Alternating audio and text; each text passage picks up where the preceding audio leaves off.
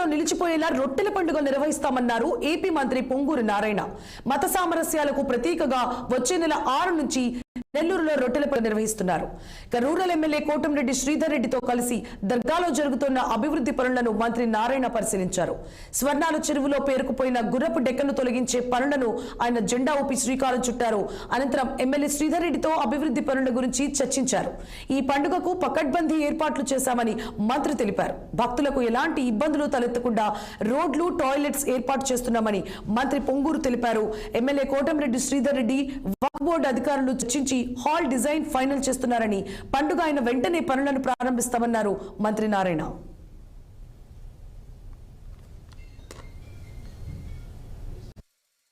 చరిత్ర ఉన్న ఈ బారా షాహిద్ దర్గా, ఈ స్వర్ణాల చెరువు పక్కన రొట్టెల పండుగ అంటే అది ఎంతో ఫేమస్.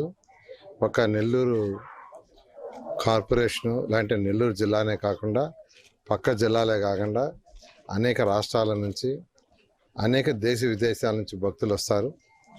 ఈ రొట్టెల పండుగ తెలుగుదేశం ప్రభుత్వం 2014-19లో ఇక్కడ అనేకమైన ఫెసిలిటీస్ క్రియేట్ చేసాం.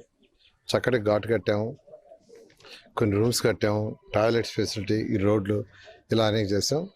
తర్వాత ఎమ్మెల్యే అయినటువంటి శ్రీధర్ రెడ్డి గారు మళ్ళా అనేక డెవలప్మెంట్స్ ఫర్దర్గా చేయడం జరిగింది. ఇప్పుడు కూడా యాక్చువల్గా ఏంటంటే ఇక్కడ ఒక హాల్ కడతామని అంతకుముందు చెప్పాము.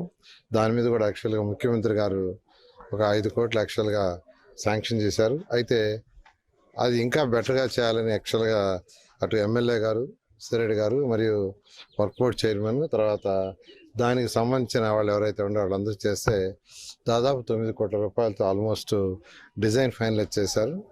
అయితే ఈ పండుగ అయిపోగానే దాన్ని వెంటనే స్టార్ట్ చేసేటట్టుగా యాక్చువల్గా చర్యలు తీసుకోవడం జరుగుతుంది.